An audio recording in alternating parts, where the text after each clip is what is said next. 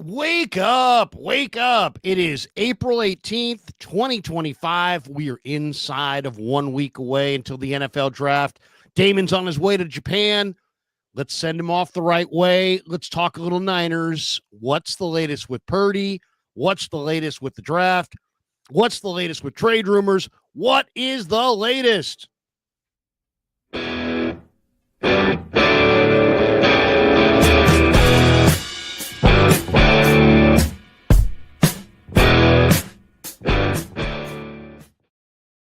Larry, let me greet the entire show with a respectful bow. My wife has been to Japan before.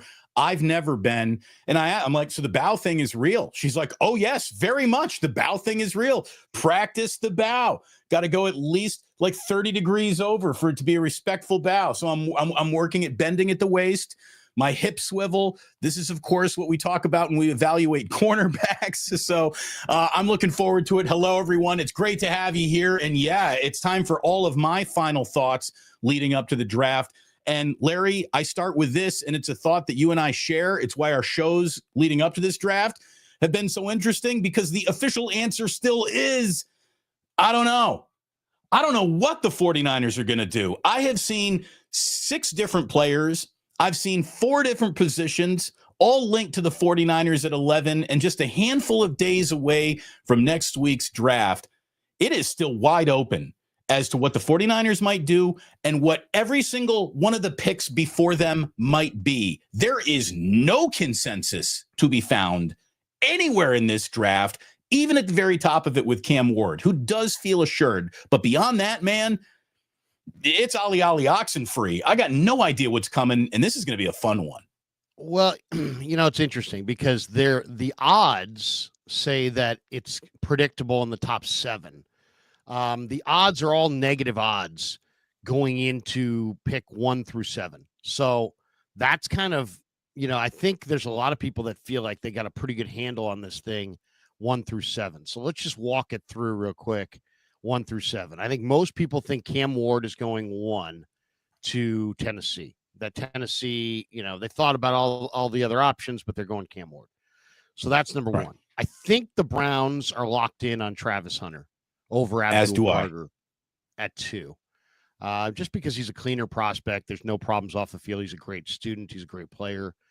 So that's 2. The big question is 3. Because the Giants regime is going to be fired at the end of the year. I think everybody understands that if they don't win some games. So they went out and brought in Russell Wilson and they brought in Jameis Winston.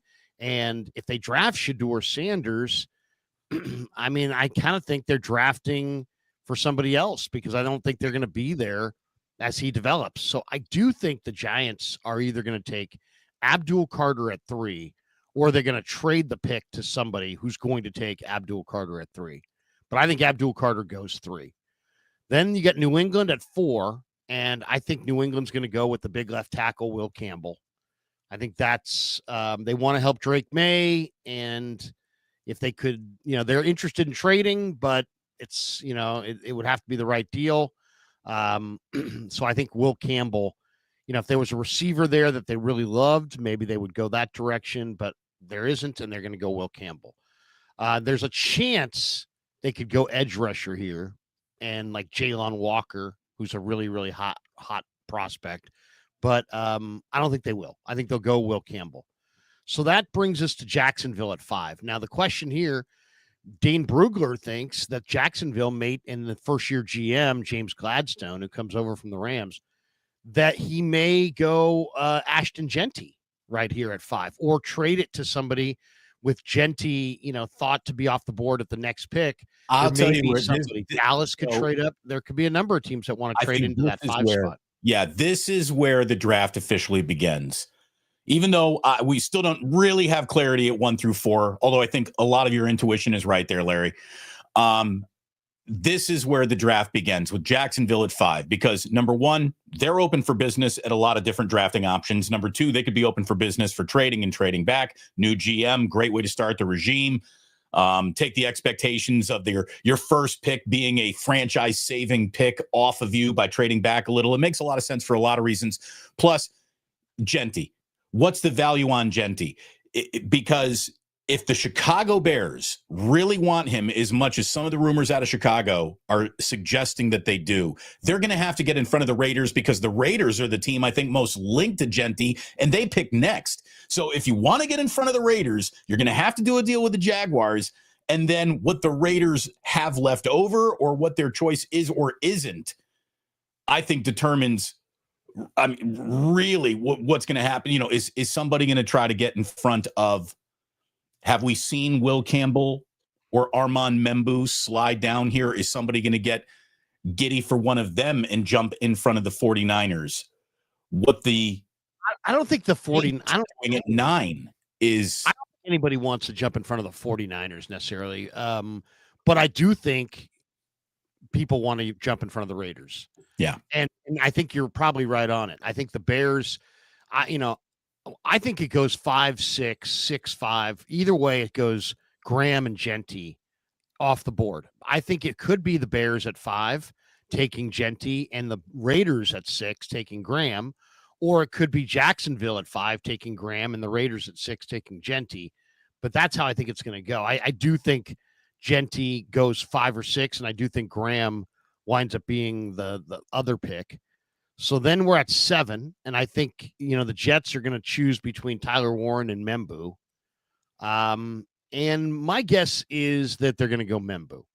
Okay, that would be my guess. Then you've got Carolina at 8. They're looking to trade back. This could be a Shedeur Sanders pick. So, like if you are one of these teams that like Shedeur, I think you probably want to get to Carolina at 8. Right, because Carolina's not going quarterback. And the Saints probably could next. So I would say you may see a team. Pittsburgh, supposedly there's a lot of talk that Mike Tomlin loves Shedeur. If Pittsburgh was really convicted, could they trade all the way up from 21?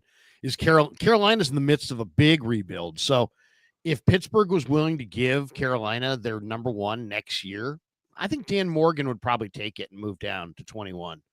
So I think it could be Pittsburgh here at 8. And I think Pittsburgh probably takes Shedeur at 8. And then it's like, okay, well, what are the Saints going to do? Because I think the Saints probably were going to take, Genty, or Shedeur 8, but instead, or 9, but instead he's gone at 8.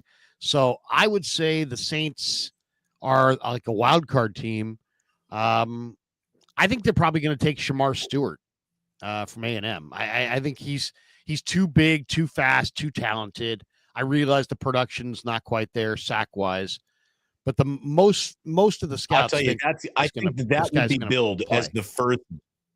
I think that would be billed as the first big reach of the draft. Whether the knowledge of whether or not that is the first big reach of the draft will never be actually known, because what someone says is a reach is what the other team's been planning to do all along. But man, I would say exercise any caution on him. You're right. Physical specimen, man.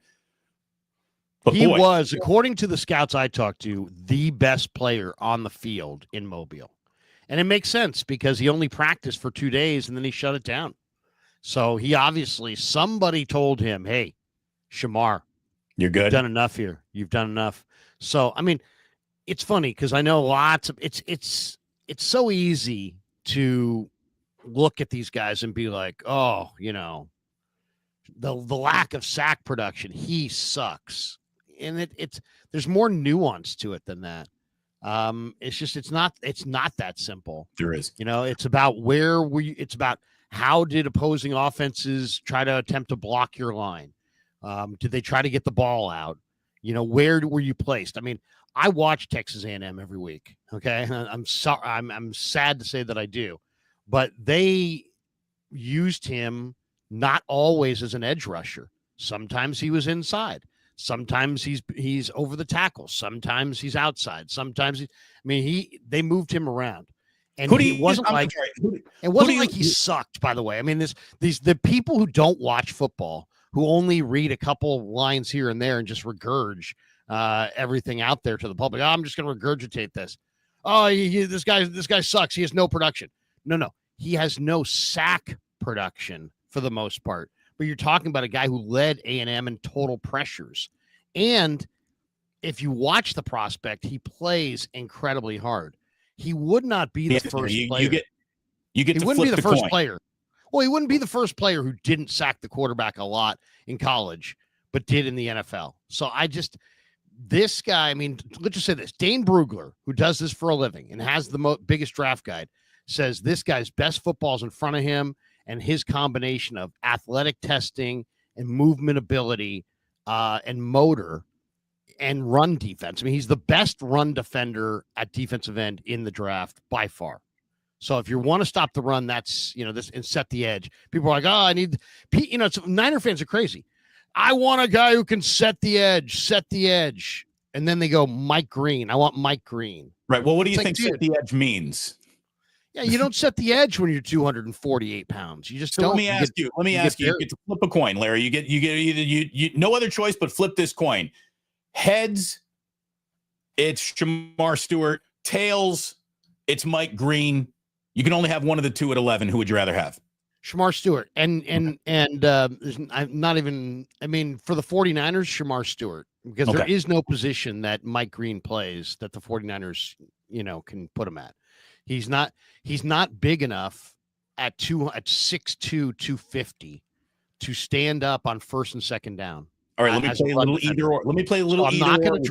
I'm not going to draft a guy at 11 who's a pass rushing specialist who only comes on the field on third down.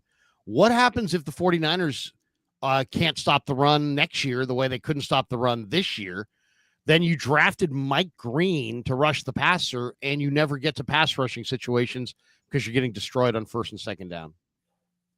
Either or. So would you rather have Shamar Stewart or corner Will Johnson from Michigan? Because he is the name that continues to pop up and me think, like, do the Niners need a corner? Yes. Should the Niners draft a corner? Number one, first corner off the board in the draft? I really don't think so. But would you rather have Shamar Stewart or the first corner in the draft? Well, I don't even think Will Johnson is the first corner in the draft. I like Jedi Barron. He was the Thorpe Award winner. He's the guy who played. I mean, Will Johnson jumped in front of a couple passes, and he's made some highlight plays, but he's barely played. I mean, he's been injured, and for that reason, I would put Jedi Barron over Will Johnson. But yes, I would take Shamar Stewart over Jedi Barron, even though I like Jedi Barron quite a bit. Tony Pauline, who's pretty dialed in on this stuff, says he thinks, according to the people that he's talked to, that the 49ers are choosing at 11 between Shamar Stewart and Walter Nolan. And, I understand there's negatives to both guys. Nolan's been around the block. He's been on a number of different programs. Some people, he's walked off the practice field in anger a couple times. Some people feel like his motor is not great, but he does have an amazing first step. He's very versatile. He can play anywhere on the defensive line, and he can play the run and the pass. So you can trade back for Nolan, though. I mean, that's the thing. If they end up with Nolan as their first round pick, I hope it also comes with the news that they traded back and they picked up a late second or early third rounder too somewhere. In an ideal world, but I'll say this, these guys know the board as far as like who's more likely to be there. If they like Walter Nolan, I got no problem taking him right then and there. I mean, he's a 5-star guy out of high school. He's a 300-pounder who can move. He did it in multiple schemes. He's done it from multiple spots. Yes, in an ideal world, I would trade from 11 to 15, 16, 17, get an extra third round, fifth round, and seventh round for doing it. And, add those 3 extra picks and pick at 15 to 17 and take Walter Nolan. But if I can't trade down and I have to pick, and it's Shamar Stewart or Walter Nolan, I think I'm going Walter Nolan. I think Shamar's got the higher ceiling, but I think Nolan's got a significantly higher floor, and the Niners cannot. I mean, here's the thing, bottom line. The Niners have screwed up the number 1 pick. A lot. So they cannot do that. They will not be able to turn this thing around if they screw up their day 1 or day 2 picks. They have to hit. So Shamar Stewart is a big, huge swing for the fences. You're like taking a pick going 3 years from now. I Right. want to be the smartest guy in the entire draft. That's one of who those drafted Myles Garrett. you better damn well be right. You better be right. Right. So I would say the 49ers should not take that level of a swing because they haven't been that hot. They're not making contact. So I'm not saying they should go super safe with the Penn State tight end if he's there, which would be very, very safe because I think everybody understands he's a really solid player. But the biggest swing in the entire draft is Shamar Stewart because he could be Myles Garrett or he could be like a really, really good run defender who's active but doesn't really sack the quarterback ever. I guess that's the question. Can they afford to be standing there in their at bat, swinging with both cheeks, zero choke up on the bat, Shamar Stewart over the center field fence? Oh man, that's tough because here's the problem. When they look at the board and they're sitting there, I'm sure the value because of supply and demand is at defensive end over defensive tackle, because as people have said countless times, it's a very deep defensive tackle draft. And you might be able to get a guy in the third round. Heck, you might be able to get your guy from Indiana in the third round.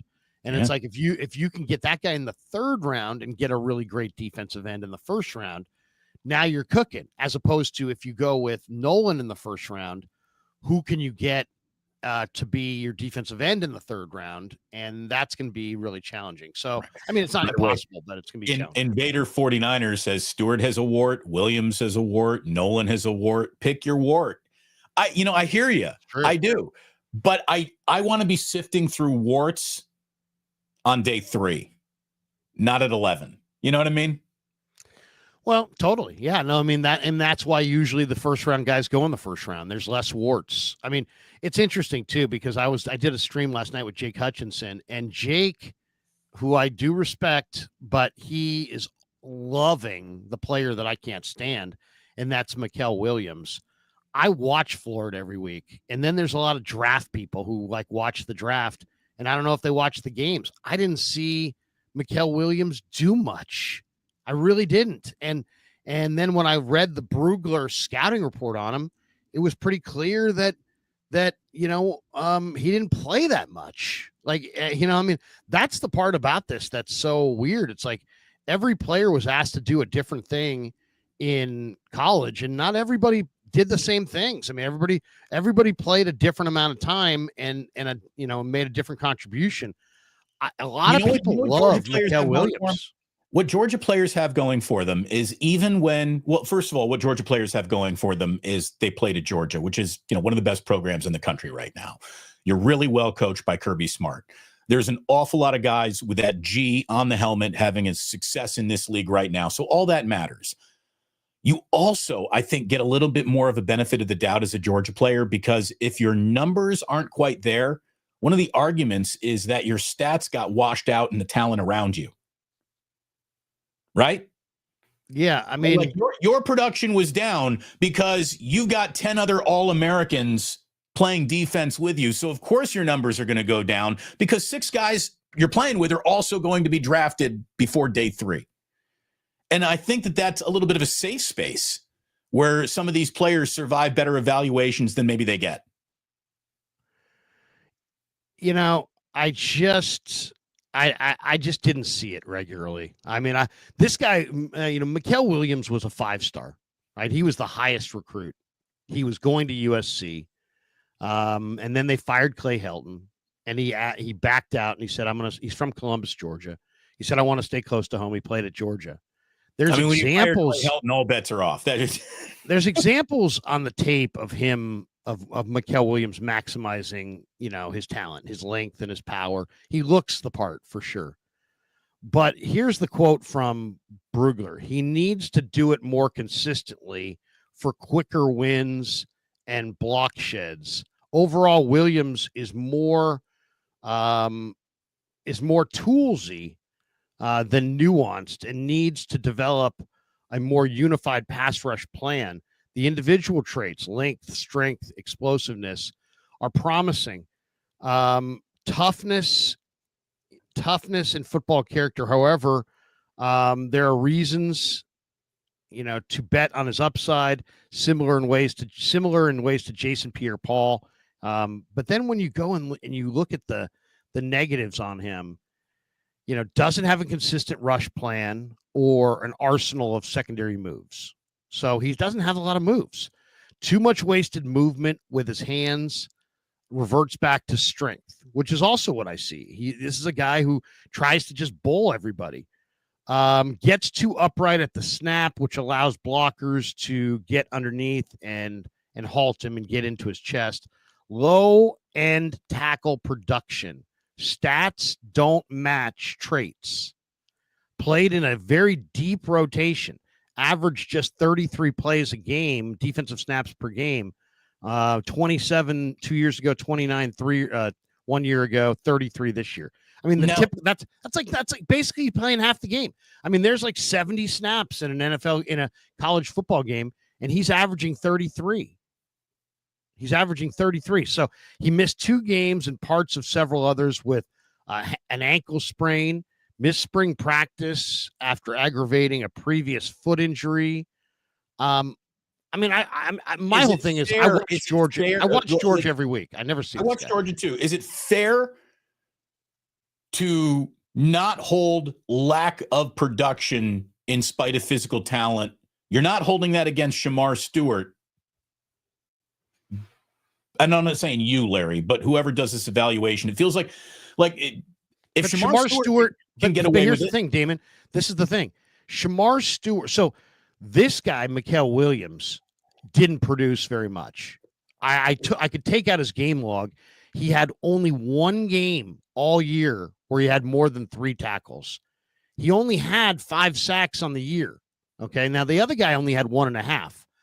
But the whole thing with Shamar Stewart is you're betting on his traits.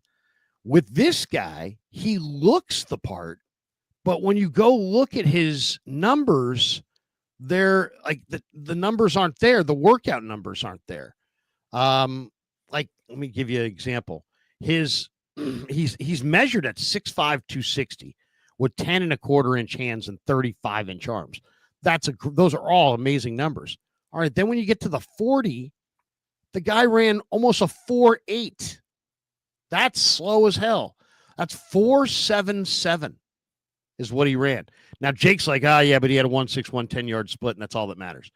I'm like, all right, but there's no production there for the most part, and he's not a runner. I mean, some of these edge rushers run in the 4.5s. Right. They're running like running backs. The Niners took Robert Beal from Georgia because Kirby told Lynch that he could set the edge as well as anybody. He's 6'4", 260, and instead of, just like this guy is, and instead of running 4.77, Robert Beal ran 4.48, and he hasn't done anything. So sorry, I'm not going to take a guy with the 11th pick overall who played on a championship defense and had a firsthand seat to watch Jalen Walker make all these tackles. The Georgia team that I watched was dominated on defense by Malachi Starks and Jalen Walker. And there's no way I'm taking Mykel Williams with the 11th pick. Just looking at the way you want to trade back, that's fine. But just looking at the way he didn't have production, but he had great traits. Okay, at least there's like, hey, there's traits. But this guy doesn't have great production, and he doesn't have great traits. He looks the part, but he doesn't move that way. All right, let's get unstuck on this one topic because I know you got to get going. You got something that you got to do, and we have a shorter show planned for the day here. The Niners are picking at 11 with, I think, 4 teams that come with massive variables in front of them. The Bears, the Saints, and it's funny, these are all the picks like right in front of them too. The Bears, the Saints, the Panthers, the Raiders, and the Jaguars. That's 5 teams in front of them that could be open very much for draft day trading business. And the New England Patriots or the New York Giants could join that conversation too. It's funny, Larry. You and I both really like Warren Sharp, right? He's really good analyst, and he was reacting to a tweet that Schefter said. The Giants got private workouts coming up here, and they're going to look at Shedeur Sanders. They're going to look at Jalen Milroe this weekend. They're going to talk to the quarterback coming out of Louisville, and Warren Sharp just said, "Look, this is why end of the year choices freaking matter, because the New York Giants, who have now signed, freaking Jameis Winston and Russell Wilson and are still playing the do we need to draft a quarterback game? They were 2-13 with 2 weeks left. They had the number 1 pick absolutely locked up. They had 2 opponents on their schedule who need wins to make the playoffs, and Tommy Cutlets and wins 2 totally throw those away, don't win them games. And that puts the New York Giants in the situation that they're in right now, because they didn't just admit the situation they were in last year, where losing these games would be better for our future than winning these games will be. So, it's easy to have the 2020 hindsight, but we were all saying it in real time. What are you doing winning these games, New York Giants? And look at the world that they built for themselves, the world of shit where they're thinking maybe Shedeur, maybe someone not Shedeur, but not Cam Ward, or whatever Russell Wilson or Jameis Winston has. Like, just lose your games. But you know the way that goes. I know. You know the way that goes when it's late in the year. Everybody comes out of the woodwork, with this. Well, nobody on, say, I hate people who just state the obvious over and over and over again, like it's somehow a shrewd point. None of these NFL players care about the draft, and they aren't tanking for draft position. And if you think they are, you're wrong. It's like, nobody said that. Nobody said that. Nobody said that that's what players are doing. We're saying that's what they should do, because as Damon just pointed out, the Giants could have had Cam Ward and their future at quarterback set up. And now they're going to, good luck, Shedeur. You're probably going to get fired and this and that. And you don't have the quarterback and this and that. So in a 1 quarterback draft, when you need a quarterback and you had the number 1 pick locked up, you probably didn't need those late season wins. But then there's the argument of, these guys care about winning and they don't care about the draft. Fine. Then you continue to lose, because it was a 1 quarterback draft. And you're not going to get that 1 quarterback. And that's not what anyone was saying while you were dumping weeks 4 through 13, and it was just all crap. No one was saying, well, these games are the ones that we need to win just because you got to teach your team how to win in culture and blah, blah, blah. No. Culture is a better draft pick after a shitty year. That's culture. No. Yeah, I mean, there's an old saying, the moral advantages of losing have been greatly exaggerated. Okay. But in this, I get it. It's like, losing is for losers. But in this situation, it's not just a moral advantage. It's an actual, real, tangible advantage.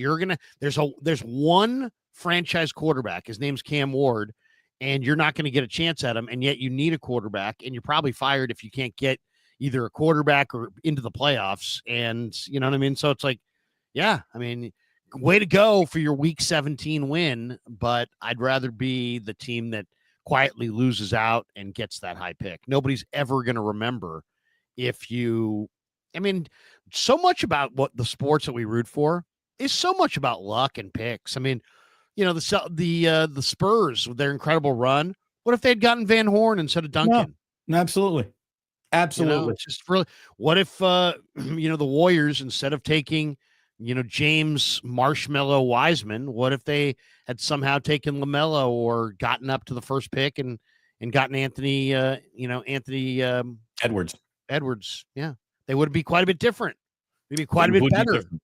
It feels like Aaron Rodgers is feeling a lack of attention this week because he stepped back into the interview and ESPN car wash platform to let everyone know that he was not happy with his New York Jets exit. We all knew that was going to be, we knew he wasn't going to be happy. And I guarantee you, Aaron Rodgers is the exact same guy who's complaining about being flown out there to be let go. He's the exact same guy who would have complained about the phone call that saved him the time of flying out there. You got to do this to my face. So it feels like Aaron Rodgers is just going to complain no matter what. What's he doing right now? I mean, what is He's a there's man without an talk that island. there's conjecture that he wants to be a 49er. I don't believe that. Look, stop. But why is he not picked a team?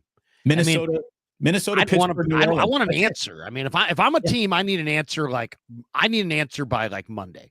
Minnesota, Pittsburgh, New Orleans. Aren't really those the only 3 real options for him in this league right now? And one of them has already drafted their quarterback of the future, Minnesota. Another one of them is about to take a quarterback, you would assume, in this draft. So really, Aaron Rodgers has one place to go, whatever the one place that is it's so weird. And if you're thinking about it, if you're New Orleans and you're really playing this ain't checkers, this is chess, we're 2 moves down the board. If you're New Orleans, don't you kind of want to go 0-17 this year and draft Arch Manning? A Manning quarterbacking in New Orleans? I mean, he hasn't even played, really. I mean, that's the thing. I mean, I know he's highly touted, but I mean, I don't even know if Arch is good. I'll tell you the guy that I think is amazing in college is the A&M quarterback, Marcel. What the hell is Marcel's last name? Really amazing athlete. I mean, he's a 6'3" athletic quarterback who's got very, great kid. Florida transfer? Am I thinking about somebody else? No. Let me see. Who is his name? What guy? I always forget. I always forget his last name. Texas A&M. Gosh, depth chart. Let me see. Here, look at it this way. That's Marcel. The 2026 draft. You don't need to know that for this draft, Larry. That's the 2026 draft. Hey, he's a great player. He's a great quarterback prospect. Marcel Reed. That's it. Marcel Reed. Marcel Reed, the quarterback for Texas A&M, is the next great quarterback coming down the pike, and he is really, really special. What if I told you? Super smart, super athletic, and 6'2", 185, redshirt sophomore. Can I run a trade past you, Larry? Yeah, let's see it. What do you got? Would you flip a 4th rounder to the Jacksonville Jaguars for them picking up almost half the tab on a 30-year-old Jalen Ramsey? I would. Wait, say that again. Would I? Who's making this trade? I mean, okay, so Jalen. I said Jacksonville. Sorry, I've got Jalen Ramsey old memories. He'd be coming from Miami at this particular time, but to the Niners. Jalen Ramsey's on the market apparently. This 30-year-old will be less expensive than ever before because Miami's got to eat some of this deal. They've already paid, I guess, a signing bonus to him. A big corner who would instantly replace Mooney Ward. You keep Demo inside the slot. A 4th rounder flipping him for Jalen Ramsey. I'm making that phone call if I'm the 49ers. Absolutely, I would. And I'd even put some conditions on it. I'd say, if he plays really well, starts every game, we'll bump that to a. I wouldn't. You know why? Because you need your picks, and B, he's not faster, younger, or cheaper. And C, if you really need a corner, and they do, I think they really do, because they have Trey Brown starting right now, go sign Asante Samuel Jr., who's a free agent, and don't trade any draft picks. You hoard your picks. There's only 2 free agents, I think, that make sense for the 49ers that are still on the market outside of kickers, right? There might be a kicker. But it's Keenan Allen if the Niners don't get a receiver, and it's Asante Samuel Jr. And if the Niners could sign Keenan Allen and Asante Samuel Jr., I think that would be really smart, Damon. Why? Because I really believe that 3rd corner is really vitally important. So, and yet the Niners, I agree with everybody else.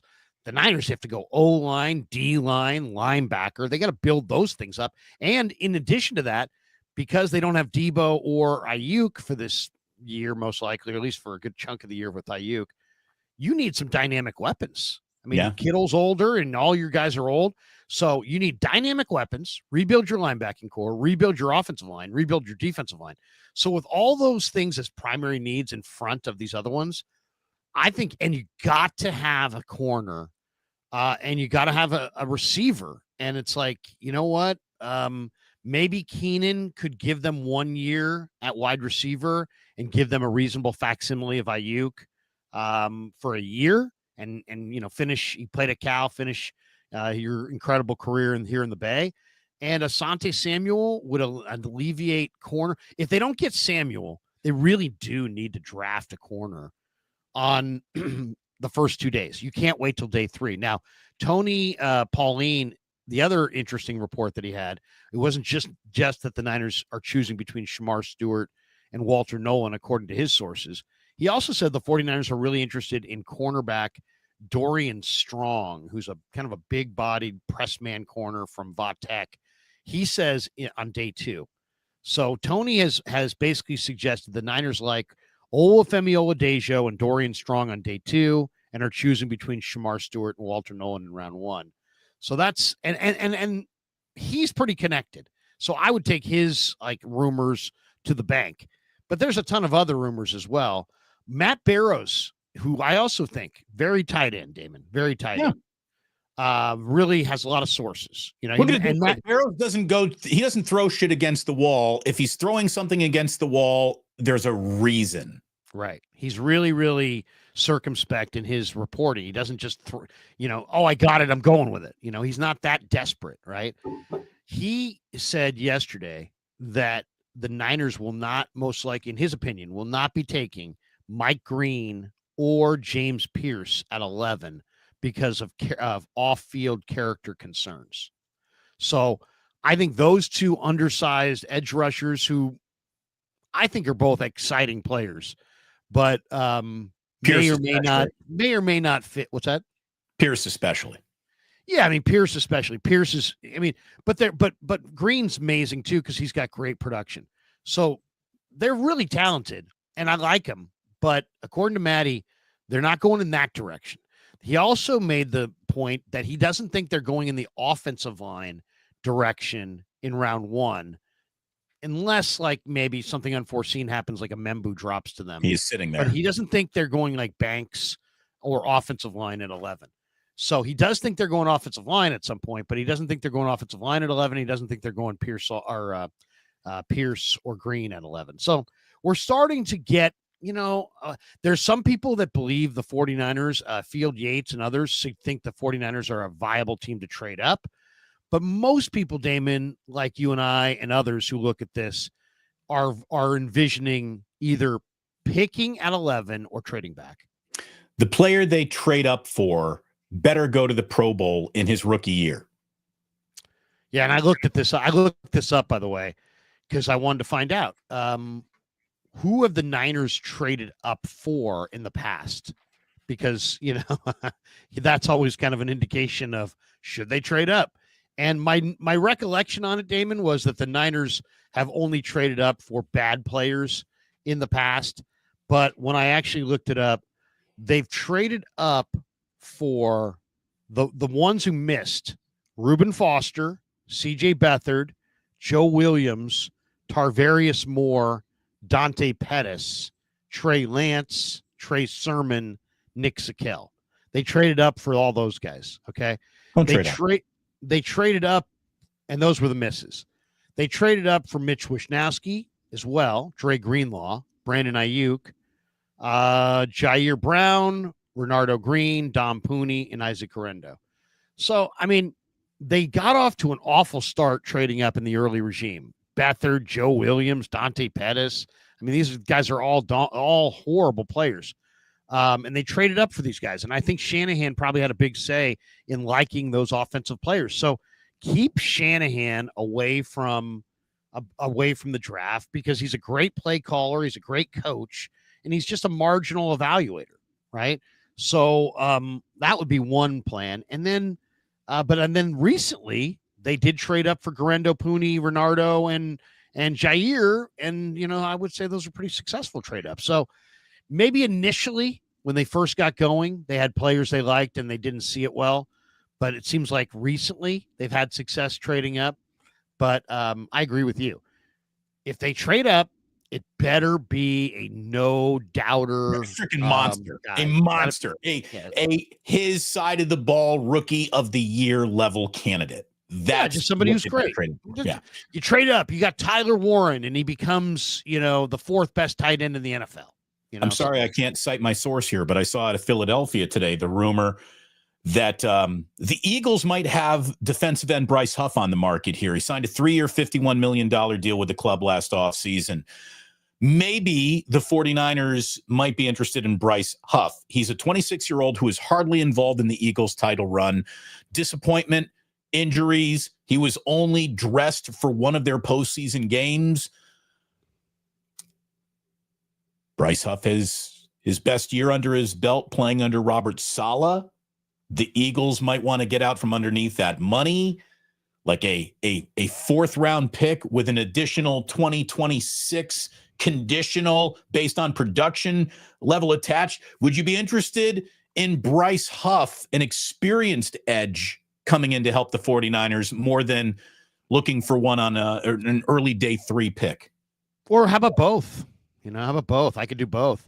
I love the idea of Bryce Huff, and I have floated it a number of spots, a number of different streams. I've talked about it, and it just makes a lot of sense. Why? Because the Eagles are looking to move him, and his best ball was with the Jets under Saleh, and he's not old. I mean, I think he's like 25. He's 26. Yeah, he's 26. He's not old. So yes, absolutely. And people, you asked me before, hey, could you see the Niners going with Will Johnson? Could you see the Niners going with Jedi Barron? Well, Damon, I'll say this: if you're Robert Saleh, and your job is to have a good defense, and that on day 3, the Eagles are going to trade you Bryce Huff for a 6th.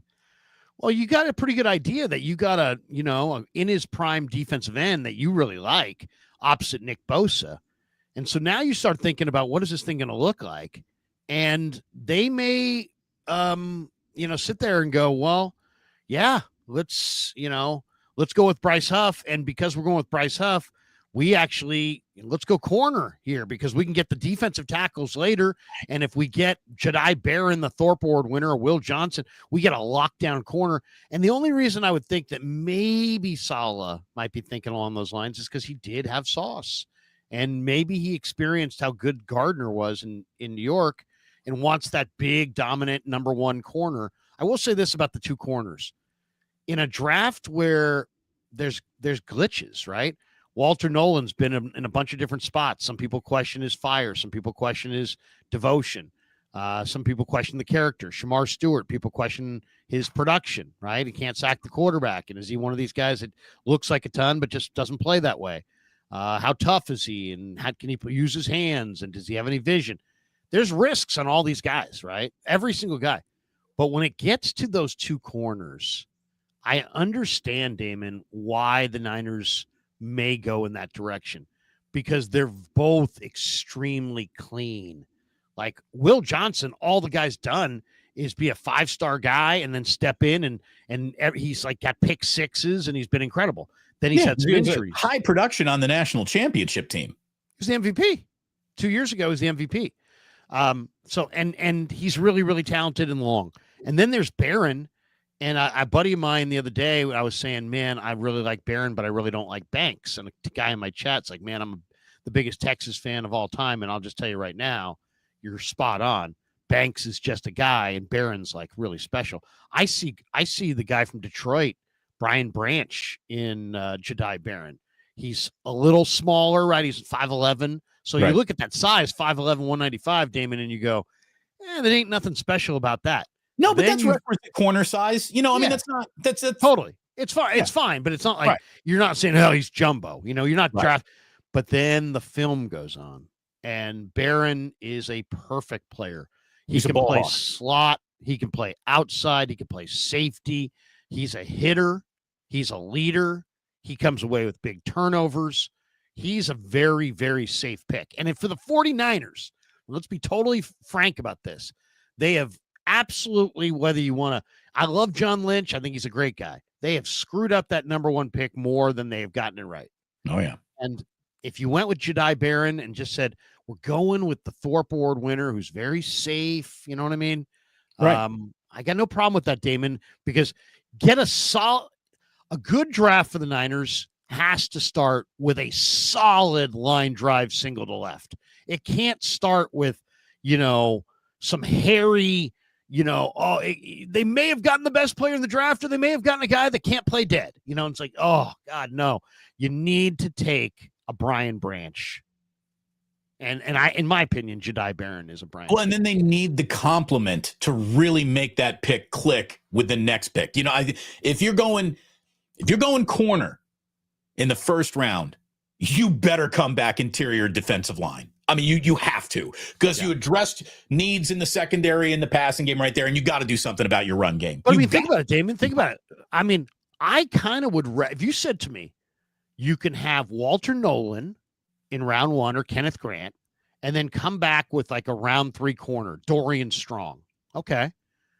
Okay, I'm thinking about that. Or you could go, Jedi Barron and come back with your guy, CJ West.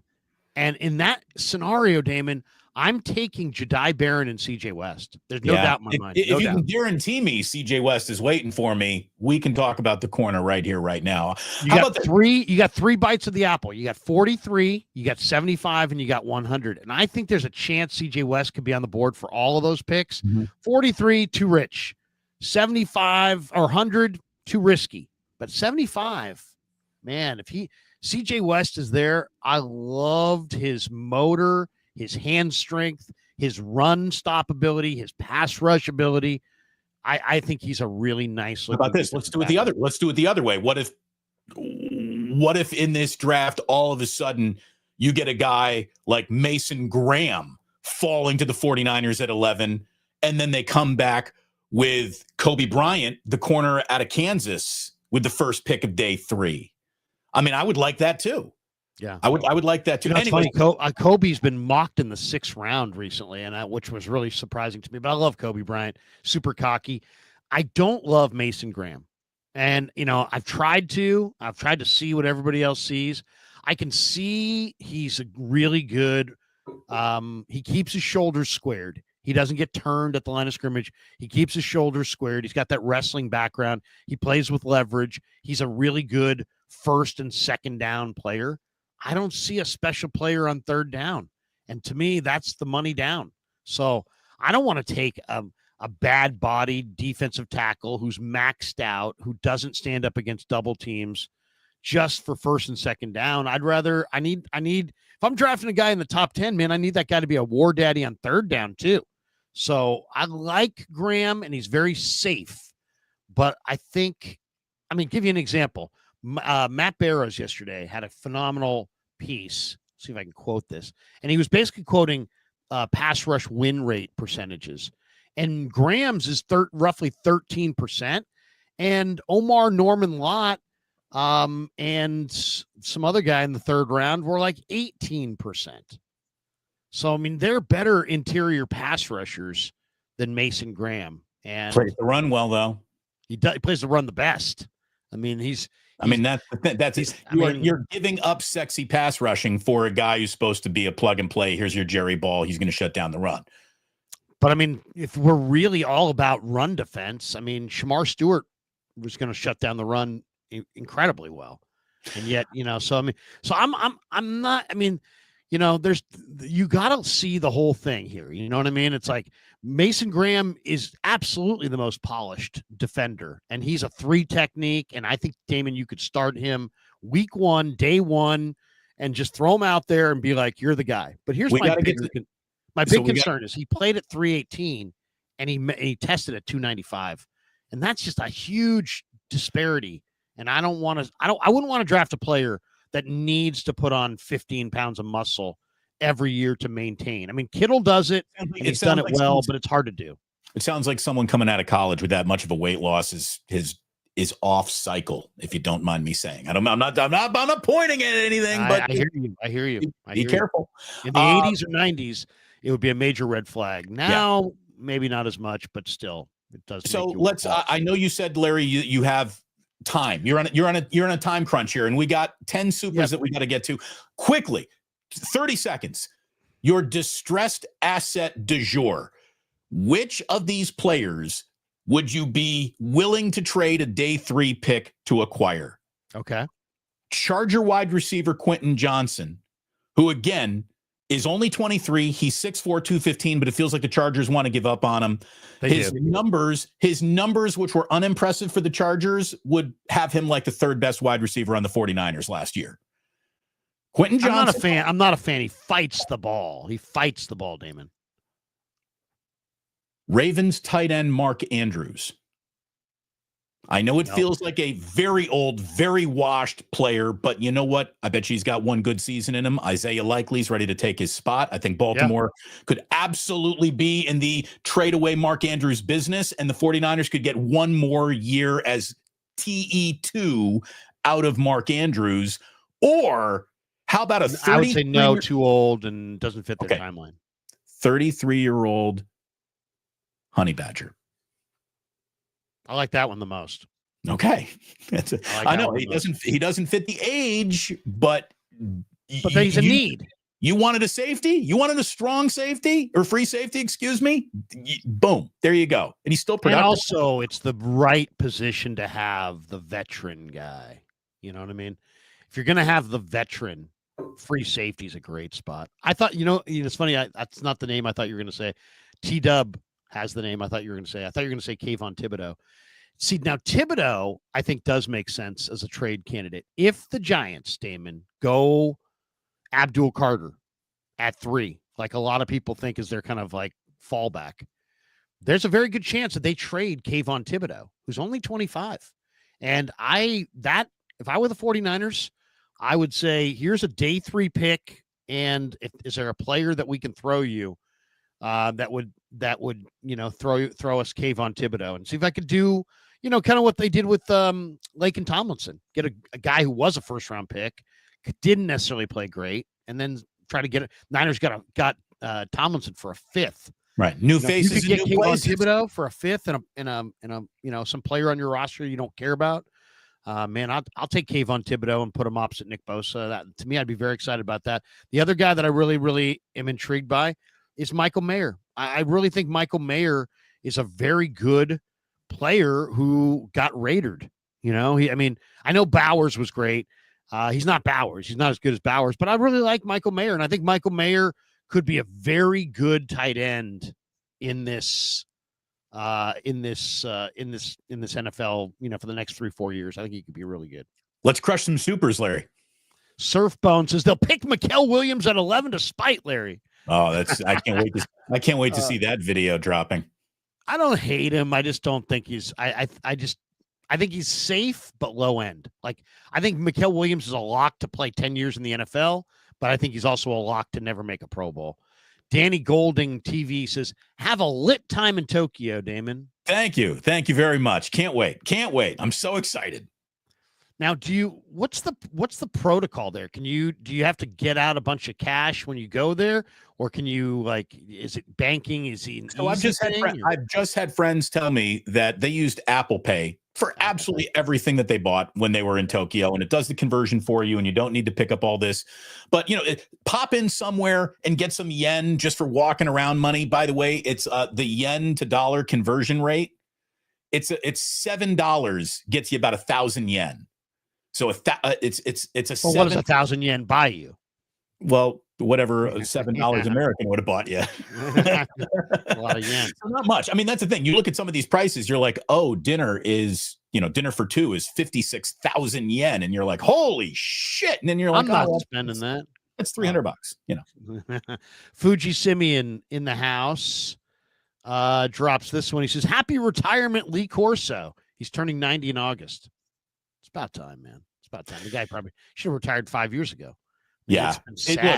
Lee Corso has ESPN has allowed Lee Corso and Dick Vitale to age gracefully when broadcasters are not allowed to age gracefully anywhere these days. So ESPN gets commended for that. They've also used Lee Corso just a little bit at the end. I mean, but he's enjoyed it. That's the thing. I talked about this quite a bit yesterday when I was doing a show with Sam Patesh. The thing that made this acceptable, it was obvious that Lee Corso wasn't being used. He wanted it. He wanted to be there. So they treated him very well. Plus, they employed him forever. It just, I will say this: ESPN went to the finish line with Lee Corso. ESPN went to the finish line with Chris Mortensen, and I think ESPN's a soulless, terrible organization, but I'll give them credit for those two moves. I got that right. Yep, no question. Fuji Simeon, still any chance Niners trade back in the first? Oh, Yeah. Barrows says they thinks there's a better chance of them trading back than trading up. I would, if it was me, I would probably go Walter Nolan or trade back. If it was Shamar Stewart or Walter Nolan, I think I'm going Walter Nolan, or I'm trading back and going Walter Nolan. But that would be my plan. Fuji Simeon is looking forward to Bottom of the Pint, Larry. Yes, we have our 4th edition of Bottom of the Pint today. John Lund and I will drink beers during the Giants-Angels game. We are 3-0. We're 3-0. Damon would like you to stop by Bottom of the Pint one day. I would love to stop by Bottom of the Pint one day. By the way, I got a tiny little bit of baseball for us at the very, very end. So let's go quickly. Okay. Let's do. We got this one. Pat D in the house. If we're taking the chance at 11 on Stewart, why not take the chance at Pierce at 11? Stewart is a good guy. Pierce is not supposedly a good guy. I think there's more character concerns with Pierce. The concerns with Stewart are not about character, football or otherwise. He's a good guy. He's just doesn't have sack production. He's only got 4.5 career sacks. That's his downside. Fuji Simeon, got to keep the Friday winning streak going, Larry, on the Bottom of the Pint. Rally chugs and all, ha. I'm shocked San Francisco went 4-3 against the Yanks and Phils. Yeah, I mean, it was 2 out of 3 in the Bronx and a split in Philly. I mean, against 2 really good teams. The Giants are looking good. They really are, because when you look at them individually, they're not doing that great individually. There's guys that are ice cold. So there's maybe more there. Fuji the Giants are the Angels. Excuse me. I thought it was a 4-game series in Philly for some reason. Oh, you had them in, yeah, they're in Anaheim. Okay. The rematch of the 2002 World Series. Fuji Simeon, maybe Rodgers will take his talents to the CFL. Haha. Yeah. Could you imagine?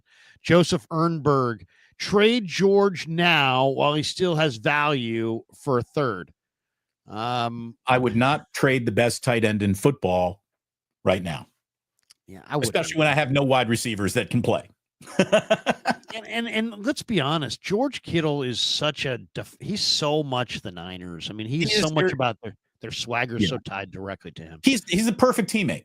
George Kittle is the guy you want to play every single football game of your career with as a teammate. Well, and the room would change so dramatically, and if you took him out of it, I mean, he's just such a key guy. Eric Bachniars, happy medium to Brock's signing argument. 49ers don't need to sign him until the install, but due to lack of ability to get timely deals done, now is good. Yeah, Mayoko, I mean, we titled it the trade rumors, but, the other big story is Mayoko basically just said, the Niners have an offer out to Purdy. He's sitting on it. Obviously doesn't feel the need to sign it or want to sign it. That's all. That's really it. It doesn't sound like anything's quote, writes Mayoko. There will still be, I'm sure, a few more offers exchanged here in the coming weeks. Everybody seems to be confident that it'll get done eventually, but it's just kind of in this back and forth right now. I also saw that Puka Nacua said that if they pay him more than 50, their championship window is closed. So wait a minute. Brock at 50, championship window is closed. Brock at 45, Super Bowl favorites. I mean, that's just. I mean, it's arbitrary, but I understand kind of the point he's trying to make. The other line the Super Bowl window is closed anyways. The next Super Bowl window will be the one that they open. Exactly. The line though on the Mayoko report, Damon. Okay, so listen to this.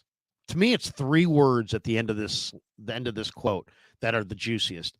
The latest, this is Mayoko on KMBR yesterday. The latest is that the 49ers have made an offer. It's kind of sitting out there.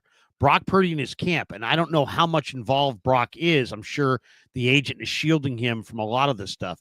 But the offer the 49ers have made isn't one that Brock Purdy's side is inclined to take at this point, nor will they.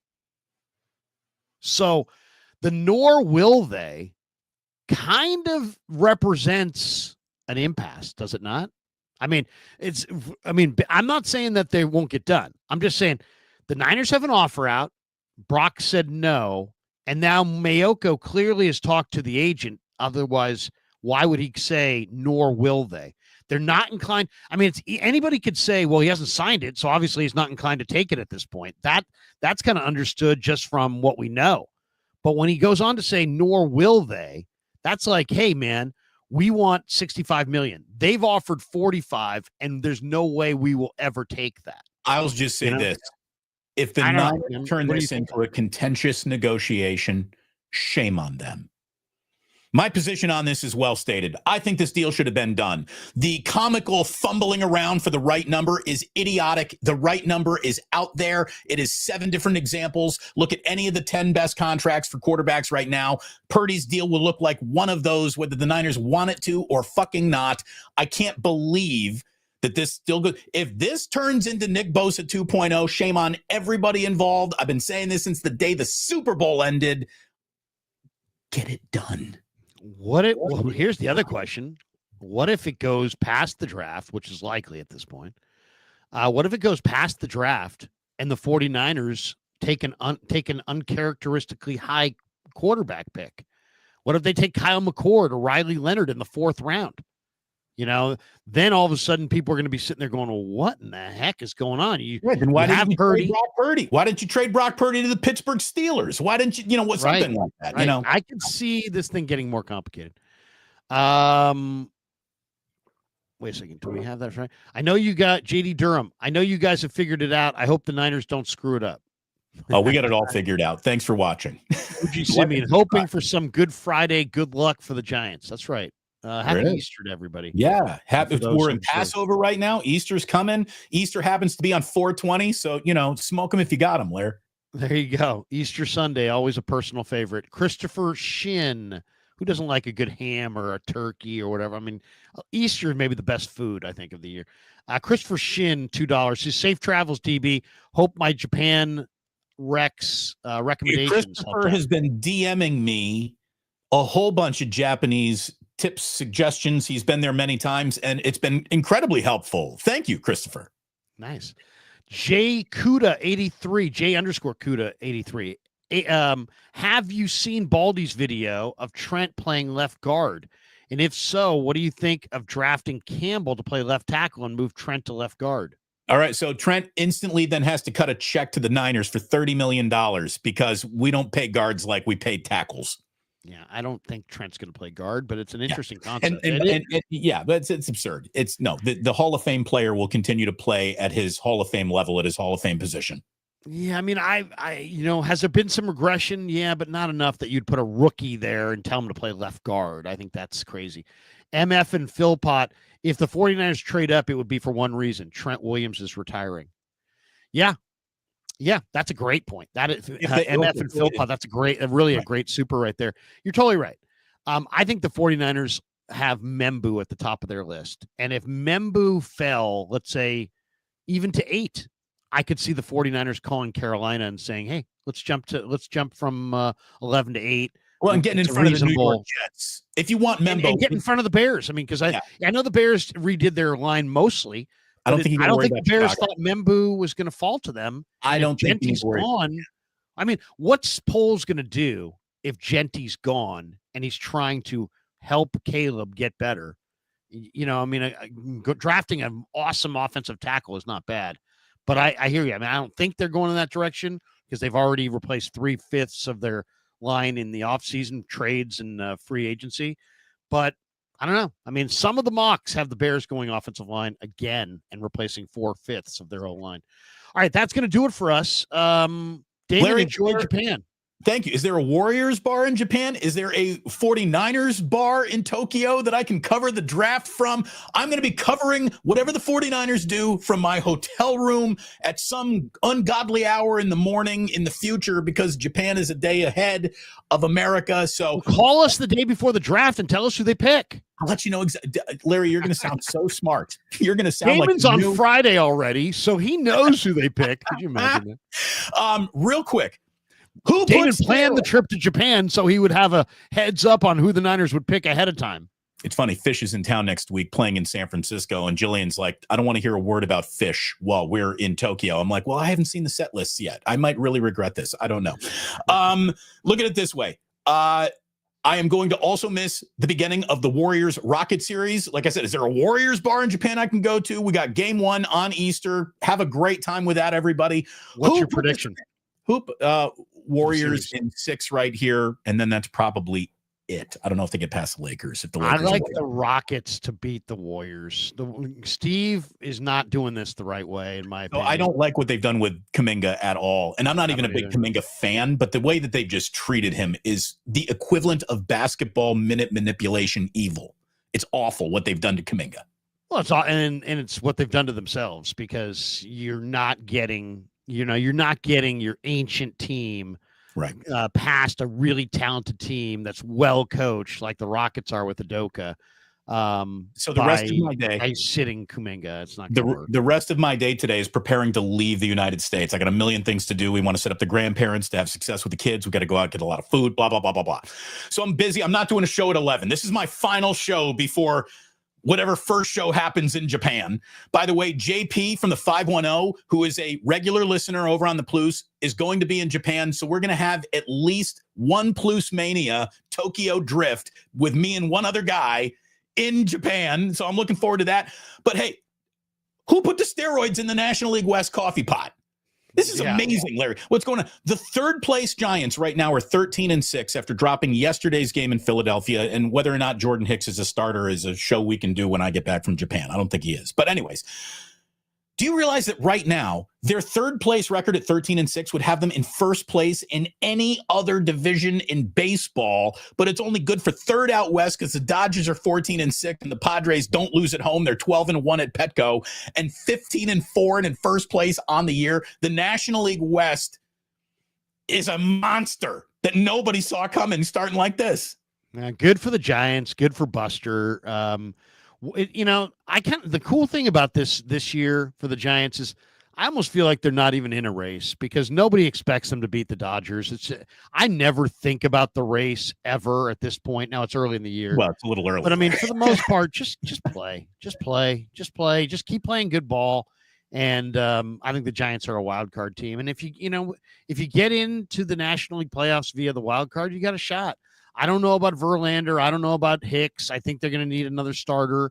I just was looking at a list of players that potentially could be traded by the mid part of the summer, and Luis Robert of the White Sox is on that list. And, man, I would love to see Luis Robert manning right field for the Giants. But right now, Wilmer's hitting, Yaz is hitting, and all is right with the world. The Giants look good. Tyler Fitzgerald got a hitting instruction from Barry Bonds and has lit it up.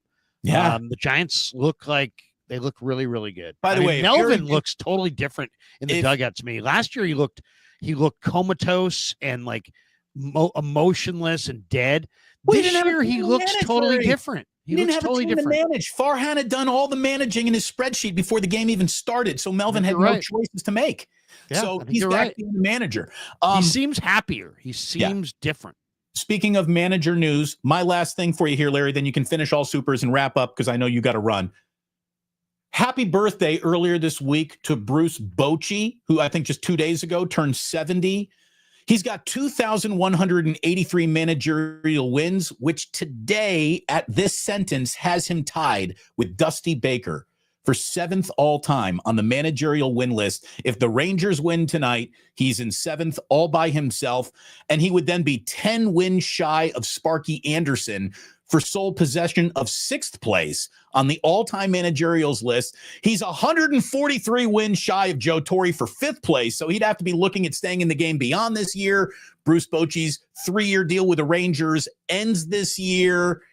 So I don't know if he's going to get to Joe Torre if he really walks into the sunset at the end of this year. But if he comes back for 2 more years, Joe Torre is going to be the 5th winningest manager in Major League history. And I freaking love Bruce Bochy as much as you can love another man who leans on a dugout railing. Great guy. Great guy. After the 2014 World Series, he saw me at the ballpark, after one of the pressers, and said to Jim Moorhead, the late Jim Moorhead, who was a PR guy for the Giants back then. He's like, late Jim passed away. Yeah. Jim Moorhead. What? Yeah, we can talk about it another time. But yeah, Jim Moorhead is no longer with us, and he's been. Oh, I didn't know that. Yeah. Jimmy's no here. He's so young. He was young. Yes, oh my gosh. Oh, great guy too. But Jim Moorhead, he said Bruce Bochy said to Jim Moorhead, he's like, "Hey, was that young fella want to sit down?" And Moorhead leans his head into the corridor. he said, Krug, Bochy will give you a one-on-one in his office right now. I said, shut up. I just literally said that. I'm like, just like that. I'm like, shut up. He's like, no, he's in there and he saw you walking out here and he said he'd give you a one-on-one. I said, really? He said, yeah, absolutely. So I went into Bruce's office. He handed me a beer. We sat there and we did an interview and drank beers. I mean, it was amazing. Yeah. It was amazing. I had my Bruce 2014 World Series.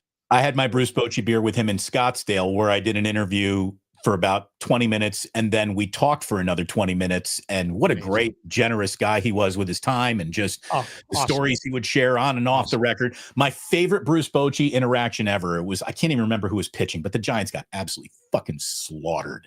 And I'm in the clubhouse afterwards, and I said, Bruce, this is the kind of loss that makes you want to come in here and flip over the buffet table, right? And he looks at me and just in his most Bruce Bochy-ness ever goes, well, no, because we got to eat tomorrow night too. Exactly. Okay, a couple last things before we get out of here. Yeah. Big subscriber, big sponsor on the Krug Show is Learn Key Upskill Academy, and they are sponsoring our NFL Draft Challenge. That's right. You can predict the top 12 picks in the upcoming NFL draft for a shot to win a $100 Visa gift card. It's totally free to enter. Just fill out the Google form linked in the description below and your predictions for picks 1 through 12. Now, as a co-host, am I eligible for this, Larry, or am I denied to get into this? You can pick, you just can't win. But entries will be graded on how many correct player to pick matches you get. First place wins a $100 Visa gift card. Second place wins a $50 Visa gift card. Plus, both winners get to come on the Krug Show during draft weekend. So hit that link, lock in your draft board, and let's see who really knows their draft.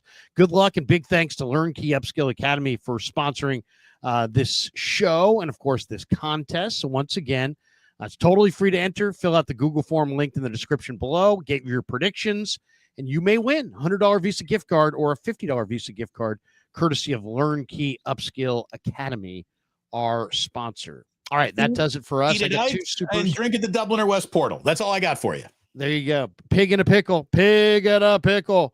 Check him out in Emeryville and Corte Madera. Blood Moon says Puka opening his mouth about another player's pockets breaks kind of a player's unspoken code. Mind your own effing business and retire Puka at 30 like you want. Yeah, don't. Blood Moon, you're so right. Keep your hands out of another guy's pockets. Yeah, I mean, and you know what?